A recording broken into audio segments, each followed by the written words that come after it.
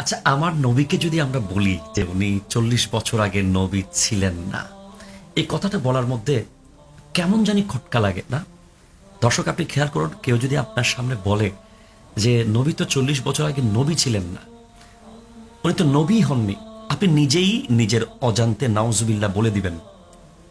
আপনাকে অপর পাশ থেকে বক্তা নাউজুবিল্লাহ বলুন এই কথা বলতে হবে না, কারণ আমরা সবাই আসলে নবীজিকে এত ভালোবাসি, নবীজির ব্যাপারে কোনো নেগেটিভ ভাইব তৈরি করে এমন কোনো কথা আমরা শুনতে নারাজ চাই না। তো আমি মনে করি যে এই ইদানিংকালে আমার কাছে অনেক ফোন আসছে, মেসেজ আসছে। আমি জানতে পারলাম যে বাংলাদেশের একজন স্কলার উনি বলেছেন যে নবীজি 40 বছর আগে নবী ছিলেন না। আসলে কথাটা উনি কোন দৃষ্টিতে বলেছেন আমি বুঝতে পারিনি, এবং আমি আশাও করিনি এমন একটি কথা উনি বলবেন। প্রথমে যদি আমরা দেখি রাসূল সাল্লাল্লাহু আলাইহি ওয়াসাল্লাম নবী ছিলেন কি ছিলেন না, এই ব্যাপারে আমরা কোরআন কারীমের দিকে যদি তাকাই, আমরা সূরা আলে ইমরানের ৮১ নম্বর আয়াত যদি দেখি, রব্বুল আলামিন ইরশাদ করছেন, বিসমিল্লাহির রহমানির রহিম, ওয়া ইয আখাযাল্লাহু মিসাকান নাবিয়্যিনা লামা আতাইতুকুম মিন কিতাবিন ওয়া হিকমা সুম্মা জাআকুম রাসূল। এখানে একটা জিনিস খেয়াল করুন, যারা আরবি গ্রামার বুঝেন, এই যে আখাজা যে শব্দটা আছে, এটা হচ্ছে মাজি এর সিগা, অর্থাৎ অতীতকালীন একটি শব্দ, যেটা শব্দটা নিশ্চয়ন করে যে এই ঘটনা অতীতে হয়ে গেছে, এটা অতীতকালে হয়েছে, অর্থাৎ ওয়া ইজ আখাজা। এখানে ইজ যেখানে আছে, এখানে একটা উস্কুর শব্দ আছে। হাবিব, আপনি স্মরণ করুন, আখাজা যখন নিয়েছে, আল্লাহ নিয়েছেন, মিসাক তথা ওয়াদা, ওয়াদা নিয়েছেন নবিয়িনা, কাদের কাছ থেকে? নবীদের কাছ থেকে। এই জায়গাটা আপনি খেয়াল করুন, আল্লাহ নবীদের কাছ থেকে ওয়াদা নিয়েছেন, অর্থাৎ এখানে আপনাকে বুঝতে হবে যে আল্লাহ বলে দিচ্ছেন ওই মজলিসে যারা ছিল, ওই সয়ারিং সিরোমনিতে যারা উপস্থিত ছিলেন, ওনারা সবাই নবী ছিলেন, এতে কোনো সন্দেহ করার সুযোগ নেই। এক। ২ নম্বর হচ্ছে যে সূরা মারিয়ামের ৩০ নম্বর আয়াতে গেলে আপনারা ২৫ থেকে ৩০ এই আয়াতের মধ্যে আপনারা পেয়ে যাবেন যে হযরতে মারিয়াম আলাইহিস সালামের পেট থেকে যখন সন্তান আসলো, অর্থাৎ ঈসা আলাইহিস সালামের যখন জন্ম হলো, তখন সাধারণত যৌক্তিকভাবে যে কেউ প্রশ্ন করতে পারে যে বাবা ছাড়া সন্তান কিভাবে হয়। অনেকেই বলতে লাগলেন যে মরিয়াম, তুমি তো অনেক ভালো পরিবারের মেয়ে, তোমার বাবা অনেক ভালো মানুষ, তোমার মা অনেক সতীসাধ্যী। এরপরে যা তারা বলেছে আপনারা বুঝেই নেবেন। তখন হযরতে মারিয়াম আলাইহিস সালাম ইশারা করেছিলেন দুধের শিশু দোলনায় থাকা ঈসা আলাইহিস সালামের দিকে। তারা বলেছিল, কাইফা নুকাল্লিমু মান কানা ফিল মাহদি সবিয়া, কিভাবে সে কথা বলবে যে দোলনার মধ্যে শুয়ে আছে এত ছোট্ট শিশু, যে এখনো দুধ পান করে, সে কিভাবে বলবে তোমার ব্যাপারে সত্যতা কথাগুলো।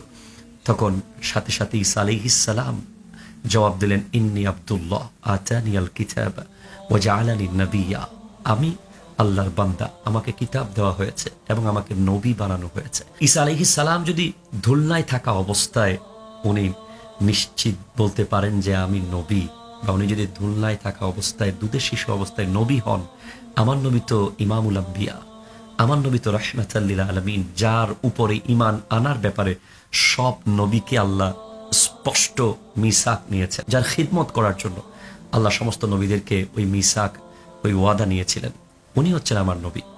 আসুন আমরা হাদিসের দিকে যদি যাই, তিরমিজি শরীফ আপনারা সকলের নাম শুনেছেন, যেটা 1200 বছর আগের কিতাব।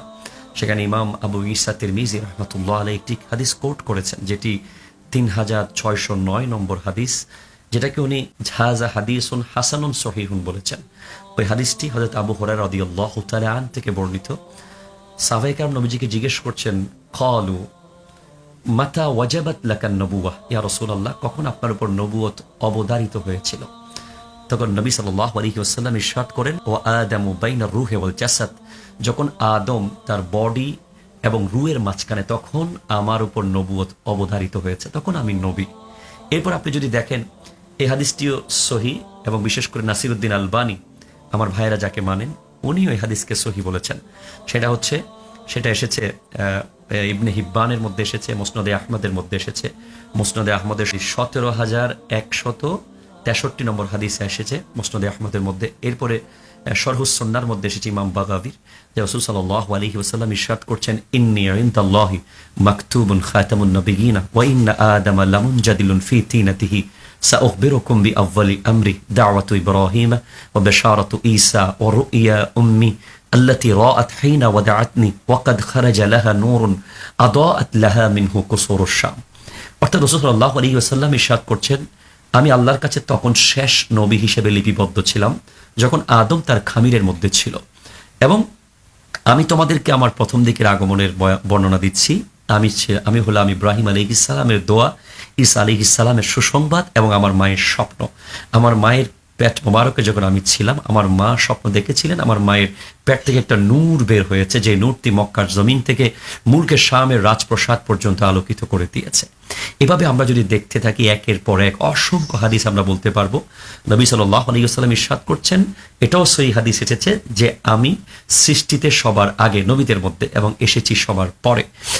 আল্লাহ তাআলা আমার নবীকে যে শান ও আজমত দিয়েছেন, একটা মানুষ যদি সাধারণ মানুষ হয়, উনি দুনিয়াতে আসার সময় কখনো সিজদা অবস্থায় আসতে পারে না।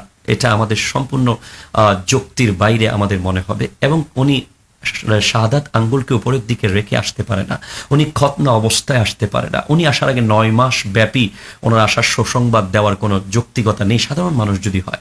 এখানে স্পষ্ট বোঝা যাচ্ছে আমার নবী নবী ছিলেন বলেই ওনার আগমনের প্রত্যেকটা সাইন প্রমাণ করে উনি নবী। উনি এসেছেন সিজদা অবস্থায়, শাহাদাত আঙ্গুল উপরে রেখে, উনি এসেছেন জান্নাতি পোশাক পরে, উনি এসেছেন খতনা করা অবস্থায়, উনি এসেছেন মায়ের, আমরা সবাই যে রাস্তা দিয়ে এসেছি সেই রাস্তা দিয়ে উনি আসেননি, উনি কোমরের পাশ দিয়ে এসেছিলেন। এইভাবে করে আমরা যদি রাসূল পাক সাল্লাল্লাহু আলাইহি ওয়াসাল্লাম গোটা জিন্দেগি দেখি, তাহলে আমরা বুঝতে পারি যে উনি ছোটবেলা থেকেই নয়, উনি রূহ জগৎ থেকেই নবী ছিলেন। আপনারা দেখেন আমার নবীরকে যদি কেউ যদি নবীকে 40 বছর আগে নবী ছিলেন না প্রমাণ করতে পারে, তাহলে তারা একটা সুযোগ পাবে। কি সুযোগ পাবে? তারা নবীজিকে সাধারণ মানুষের কাতারে নিয়ে আসবে এবং এক সময় নবীজির দোষ বের করার চেষ্টা তারা করতে পারবে। এই সুযোগ কোনোভাবে দেওয়া যাবে না। আপনারা জানেন, শুধু আমরা নই, জর্জ বার্নার্ড শ একজন ওয়ার্ল্ড ক্লাস নোবেল বিজয়ী, যিনি সাহিত্যে নোবেল পেয়েছিলেন, খ্রিস্টান, উনি পর্যন্ত বলেছেন যে if a man like Muhammad were to assume the dictatorship of whole modern world, he could succeed in solving its problem in a way that would bring much peace and happiness. যদি মুহাম্মদ সাল্লাল্লাহু আলাইহি ওয়াসাল্লামের মতো একজন মানুষ গোটা পৃথিবীর দায়িত্ব নিয়ে নিত, উনি নিমেষেই গোটা পৃথিবীর প্রত্যেকটা স্তরে, প্রত্যেকটা জায়গায়, প্রত্যেকটা ধর্মে, প্রত্যেকটা বর্ণে নিশ্চিত শান্তি প্রতিষ্ঠিত করত। আমার নবীর গোটা জিন্দেগি নিয়ে প্রায় 170-এর উপরে বিধর্মী মনীষী রিসার্চ করেছেন। ওনারা আমার নবীর না শিশুকাল, না যৌবনকাল, না কিশোর অবস্থায়, না নবুয়ত প্রকাশের পূর্বে না পরে কখনো 1 সেকেন্ডের জন্য কোনো মিস্টেক ওনারা বের করতে পারেননি। সুতরাং উনি নবী ছিলেন। আর আমার ভাইয়েরা অনেকে বলে যে 40 বছর আগের বিষয়গুলো অনুসরণ করার দরকার কি, এগুলো তো নবুয়তের পূর্বে না। আমার নবী যে ছোটবেলায় দুধের শিশু অবস্থায় ডান দিকের দুধ পান করে যে ইনসাফ প্রতিষ্ঠা করেছেন, আমি কি সেটা অনুসরণ করব না? আপনি বলেন, আমার নবী যে ছোটবেলায় গোটা আরবের কাফেরদের কাছে আল আমিন হিসেবে প্রতিষ্ঠিত হয়েছেন, আমরা কি আল আমিন হব না? আমরা কি আমানতদার হব না? আমার নবী যে হালবুল ফুজ্জারের পরে বিধ্বস্ত আরবকে হিলফুল ফজুল করে সৌন্দর্যমণ্ডিত করেছেন, আরবকে আবার আগের সেই যৌবনে ফিরিয়ে এনেছেন, আমরা কি সেই সাংগঠনিক কর্মকাণ্ড অনুসরণ করব না? আমার নবী যে 39 বছর বয়সে হাজারে আসওয়াদ স্থাপন করার মাধ্যমে গোটা আরবের সমস্ত গোত্রের নেতাদেরকে এক করেছেন, আমরা কি অনুসরণ করব না? হ্যাঁ, করব। আপনারা জানেন, সহিহ মুসলিম শরীফে আছে যে হাদিসটি, রাসূল সাল্লাল্লাহু আলাইহি ওয়াসাল্লাম দুনিয়া আসার পর থেকে একটি পাথর প্রতিদিন নবীজিকে সালাম দিতেন এবং নবীজির নবুয়তের ব্যাপারে ওই পাথর পর্যন্ত সাক্ষী দিয়েছেন। আল্লাহ পাক আমাদেরকে বোঝার তৌফিক দান করুক। আসসালামু আলাইকুম।